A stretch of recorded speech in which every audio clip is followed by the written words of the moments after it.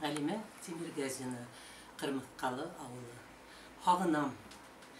Хағынамын ауылымды, урап япқан ханһыҙ күлдәрҙе. Түгел килешеп, барып юайнек, шул күлдәрҙә ҡыҙҙар керҙәрҙе. Хағынамын ауылымды, тауҙарын, урмандарын, ҡолонсаҡтай сабып үҫкән сәскәле яландарын. Хағынамын ауылымды, бала саҡ, тиңдәштәрем, шау-гөр килеп уйнап үҫкән урамым, мәтәшкәйем.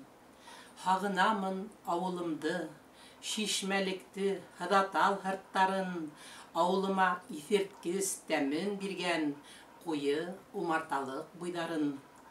Ауылымды ҡап урталай бүлгән ҡарлыманым һәм дә ташиңгер, сәскәйҙәргә салдар ҡунған һайын, күңелдәрҙе тарта тыуған ер.